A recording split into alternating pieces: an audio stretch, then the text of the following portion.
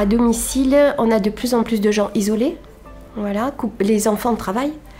Et loin, voilà. Ça n'existe plus, ça. Très rarement, ça existe encore un peu, mais les configurations où tout le monde est dans le village, c'est presque plus ça. Et donc on a des aidés qui sont tout seuls, voilà. Et du coup, il y avait des manquements grandissimes. Moi, ça a été une expérience que je voulais faire parce que je travaille en EHPAD aussi, donc en particulier sur les secteurs protégés.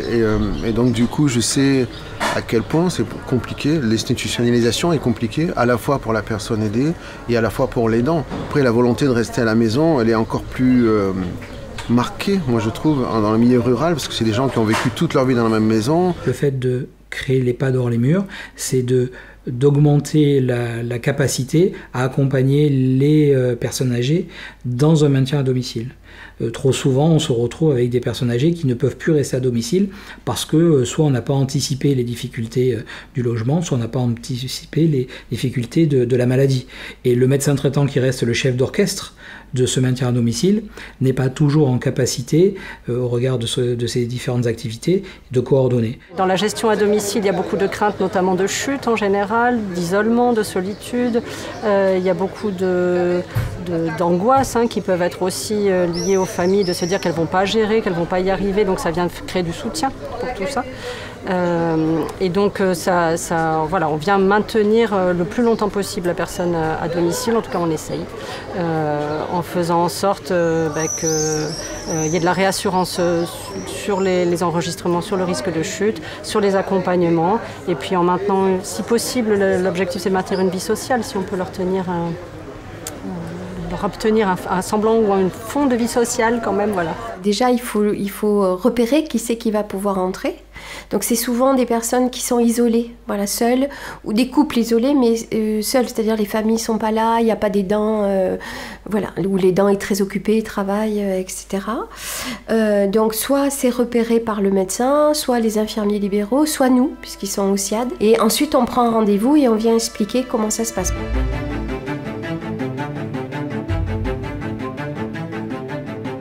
À domicile, il y a des grands manquements au niveau de la sécurité. Les gens sont vraiment très seuls. Et du coup, on est venu renforcer ça. Pour entrer dans le dispositif, il faut c'est la télé-alarme, c'est-à-dire le solem, la montre ou le médaillon, qui est le détecteur de chute, qui va mettre en place justement toute cette domotique.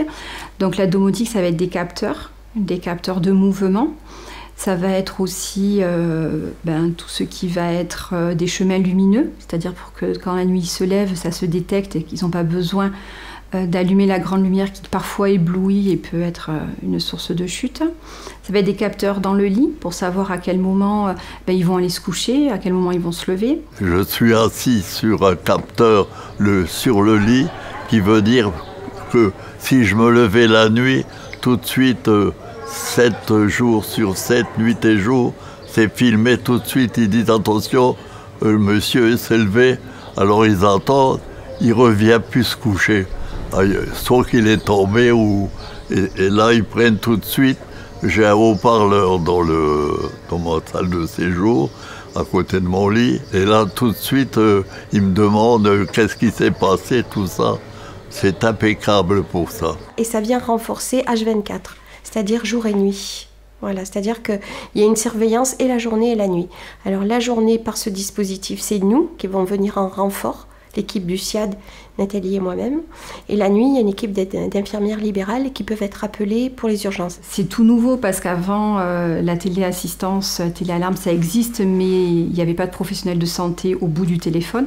Tandis que là, les levées de doute qu'on va faire, ça va être des équipes qui connaissent, des équipes de professionnels. Et donc, du coup, ça va permettre de garder cette relation qu'on a déjà avec nos patients, de connaître les dossiers, d'éviter des déplacements sur les urgences ou orientés, alors que des fois, on peut le régler si on connaît juste les patients et leur dossier médical. Pour eux, c'est très sécurisant de savoir que s'il se passe quelque chose, C'est ou l'équipe du SIAD ou l'équipe de nuit, mais c'est des gens qui connaissent, c'est des gens de secteur, c'est pas un pompier qu'on ne connaît pas, c'est pas 10 heures aux urgences où tu rentres en pleine nuit, tout ça, c'est pas ça. On n'avait pas de visuel au niveau de la nuit, donc on ne savait pas s'ils dormaient, s'ils allaient se coucher, s'ils déambulaient toute la nuit, alors que là, ce dispositif va nous permettre de voir des choses qu'on ne voyait pas. Et c'est vrai qu'avant d'introduire certains traitements, c'était quand même bien de savoir si c'était une réalité ou une perception de leur part de ne pas dormir en fait. J'ai une vie, disons, un peu routinière, hein. Et si je fais pas comme d'habitude, le truc se déclenche. Hein. Alors, c'est arrivé il y a pas longtemps. Je regarde jamais la télévision le soir, ça m'empêche de dormir. Hein. Et ce soir-là, j'ai regardé un match de football. Et à 11h du soir, le truc s'est déclenché. Est-ce que ça va? Bon, ben, ça va très bien. Bonne nuit. Et puis voilà. Je trouve que c'est un peu trop sensible. Regarder un match de foot, je peux bien. Surtout que je ne regarde pas beaucoup. Bon, ben, ce soir-là, j'ai regardé. Et ça s'est déclenché. Je me sens pas prisonnier, mais un petit peu quand même. Mais c'est pas pour moi le bénéfice. C'est ma fille. Elle sait que son père est en sécurité. Je suis en sécurité. Hein. On travaille beaucoup l'intrusion parce que pour eux c'est très intrusif, ce genre de choses. Donc essayer de leur montrer que c'est pas forcément intrusif, c'est juste que pour rester à la maison, il y a des conditions. Voilà. On travaille beaucoup là-dessus avec Nathalie. Expliquer, ok, restez à la maison, c'est votre choix, nous c'est le nôtre. Mais pour ça, il faut accepter, plus ça va, plus il faut accepter certaines choses. Après, on a les capteurs dans le frigo, parce qu'aussi on a eu des problèmes au niveau de tout ce qui est nutrition. Donc, savoir combien de fois le frigo est ouvert par jour. Alors, ça ne veut pas dire ce qu'il va manger, mais on va savoir que si, par exemple, si un frigo n'est pas ouvert de la journée, on peut comprendre qu'on a une perte de poids, on peut comprendre des choses auxquelles... Voilà, on n'avait pas accès. Ce que je trouvais aussi intéressant, c'est que le fait qu'on ait beaucoup d'informations, c'est-à-dire sur comment ils dorment, comment ils circulent dans leur habitat, comment ils se nourrissent, ça nous a permis aussi de voir que, en tant que soignant, on n'avait plus besoin de poser ces questions. Parce que c'est vrai que quand on vient faire des soins, on pose toujours les mêmes questions, malheureusement, et ça peut être aussi... pour eux, un peu un regard qui est insistant. Est-ce que vous avez bien mangé? Est-ce que vous avez bien bu? Est-ce que vous avez bien dormi? Enfin, toutes ces questions qui, des fois, coupent la relation entre soignant-soigné, alors que là, avec ces indications, ça nous permettait de passer toutes ces questions parce qu'on pouvait y répondre et d'être peut-être un peu plus dans la relation.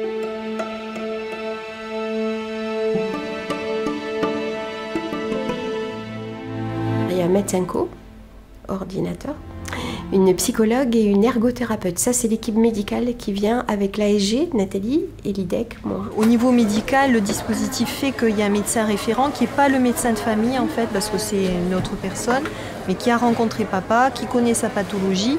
Et en cas de, par exemple, la nuit, un problème respiratoire, cardiaque ou autre, cette personne, elle est à même de donner des conseils au SIAD qui est prévenu immédiatement ou à l'équipe médicale qui va venir. Voilà. Il y a eu par exemple l'intervention de la psychologue qui est venue, voilà, qui a vu plusieurs fois papa parce que c'était le moment où ça allait pas, c'était le rappel du décès de ma maman, tout ça, ça allait pas. Rapidement, on a eu quelqu'un. Avant le DRAD, il n'y avait pas de psychologue qui intervenait en fait. Donc pour les équipes, avoir accès à l'organisation psychique, aux mécanismes de défense, à ce qui peut se jouer même dans un couple. Par exemple, ils peuvent accompagner des couples. Ils n'avaient pas forcément, on va dire, cette lecture-là. Et donc le fait que moi je puisse intervenir peut-être aussi des fois pour décoder des situations, je pense que ça peut être une plus-value, le fait qu'il y ait un psychologue qui intervienne. Et puis ensuite pour l'accompagnement, c'est-à-dire que là j'ai pu accompagner des bénéficiaires qui présentaient des démences de type Alzheimer ou d'autres types de maladies neurodégénératives. Pouvoir accompagner aussi au domicile, parce que c'est des personnes, déjà c'est une génération qui n'allait pas chez le psychologue, il faut être honnête, donc quand on propose un psychologue, souvent c'est un peu un non catégorique. Sans le DRAD, clairement, il y a des personnes qui n'iraient pas et qui n'auraient pas accès à ce soutien psychologique. Donc moi, je fais une évaluation et ensuite, quand il y a des besoins plus spécifiques, des projets d'autonomie, en fait, je peux intervenir sur demande en fait, du dispositif.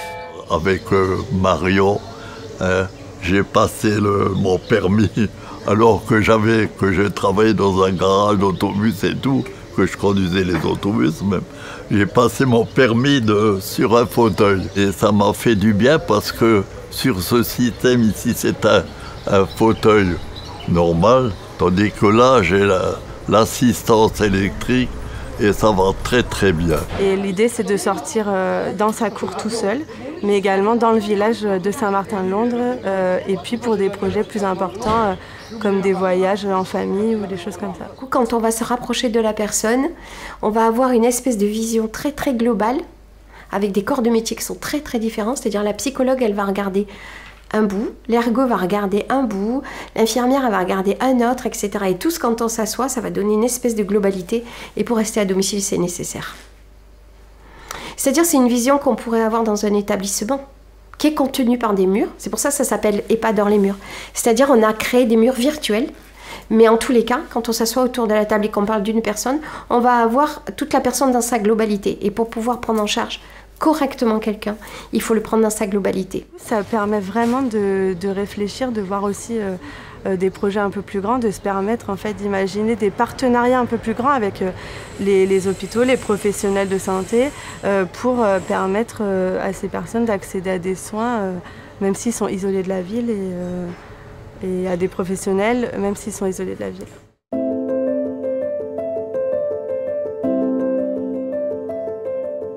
Il y a aussi toutes les activités qu'on a proposées sur le service du dispositif. Donc il y a la balnéothérapie, on a la musicothérapie, on a la réalité virtuelle, on a une art thérapeute. C'est très libre, c'est pas forcé du tout, c'est très expliqué aux personnes, mais après ils adhèrent ou ils adhèrent pas. Par contre, il s'est régalé sur les activités d'art thérapie qui lui ont été proposées avec la création de choses, d'objets, de dessins, de peintures, de choses comme ça. Voilà. C'est un accompagnement thérapeutique via les médiums artistiques, l'objectif étant le soin, vraiment un soin psychique, psychocorporel même, puisque voilà, on travaille vraiment aussi sur la sensorialité, les 5 sens, et sur l'imaginaire, sur tous les domaines en fait de l'être. Ça me fait passer 2 heures avec elle à faire de la peinture ou à faire du tricot ou à faire toutes les choses que j'ai toujours aimé faire.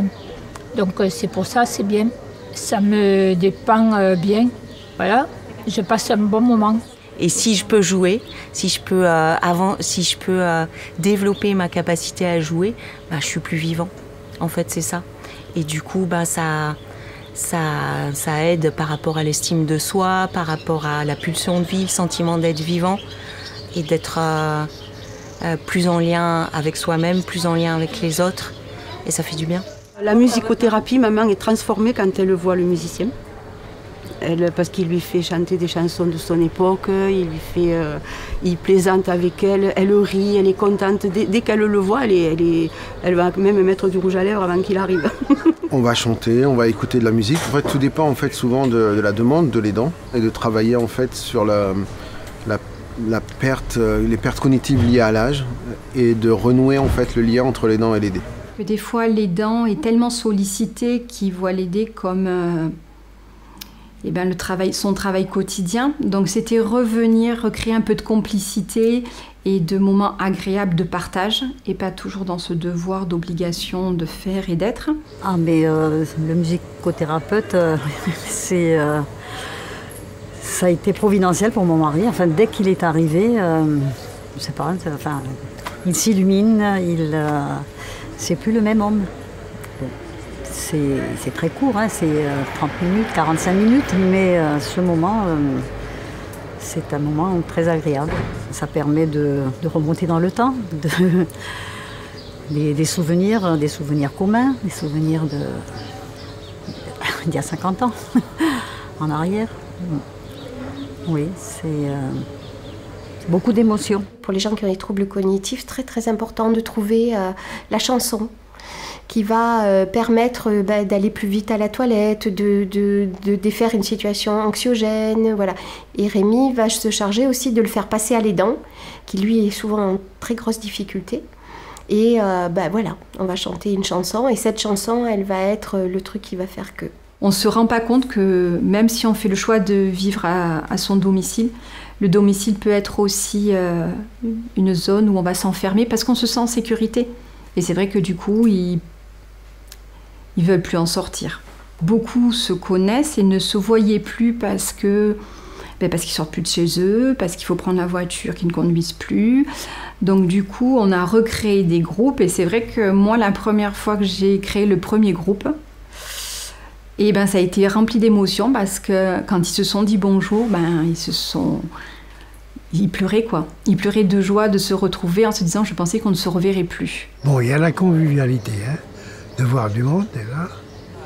Et puis on s'intéresse à ce qu'on fait. J'ai retrouvé une famille.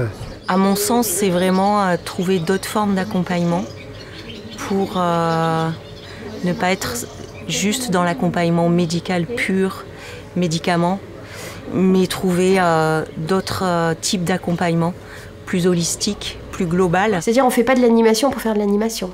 On fait de l'animation avec des thérapeutes, ce qui fait qu'on va aller aussi chercher leur avis de thérapeute. Voilà, qu'est-ce qu'ils voient, qu'est-ce qu'ils observent, pour que nous on soit plus ferme, toujours plus ferme.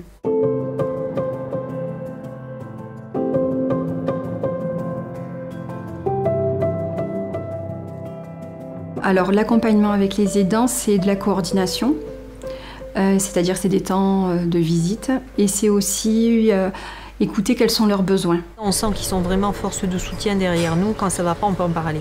Voilà.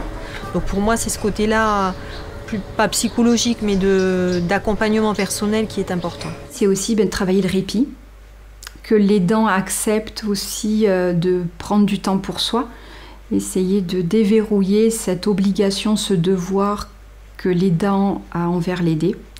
Et c'est vrai que de dire que ce sont des équipes de soignants qui vont prendre le relais, que c'est des gens qui connaissent, en tout cas c'est peut-être plus facile pour eux de commencer à amorcer l'acceptation de prendre du temps pour eux et en ayant sécurisé le parent dans un espace de vie qui va être adapté à ses besoins. Pour moi, c'était le départ pour un petit voyage au mois de juin, début juin, pendant 5 jours. J'ai pu partir et mon mari a été pris en charge à Saint-Martin, à l'EHPAD, grâce au DRAD. Et donc, expérience qui peut éventuellement être renouvelée.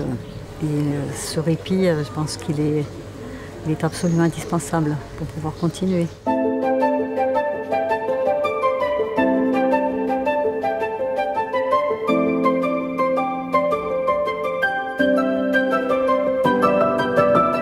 Avant, je me sentais bien seule. Seule, démunie, avec aucune perspective. Et là, le DRAD, il a ouvert un horizon un peu plus clair, plus agréable. Justement de pouvoir partager, d'être écouté, de trouver des solutions ensemble. Pour un mieux. Parce que on sait que l'avenir, de toute façon, n'est pas rose. Alors si on peut l'égayer un petit peu, je pense qu'il ne faut pas hésiter à accepter toutes les propositions. En fait, maman habite dans la maison où elle est née. Et donc son souhait, c'est de rester jusqu'à la fin dans sa maison. Donc c'est ce qu'on veut maintenir, qu'on veut garder.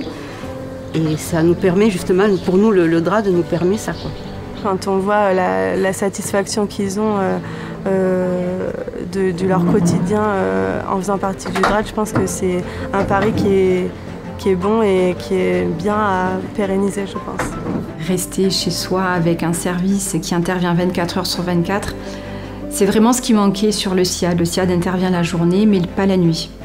Donc c'est vrai que c'est beau de pouvoir participer à ce dispositif parce que je pense que c'est notre avenir. Ça ouvre le champ du possible pour le personnel qui est au sein d'un EHPAD, puisque les enjeux sont plus tout à fait les mêmes, premièrement. Et ça permet aussi au personnel du domicile d'apprendre à connaître comment fonctionne l'EHPAD. En fait, ça crée du lien dans les deux sens, et ça crée du lien autour d'un résident ou d'une personne âgée. Il y a des choses, des fois, on se dit dans sa carrière, peut-être qu'on ne le verra pas. Et là, on voit que c'est possible et que on l'espère que ça va continuer.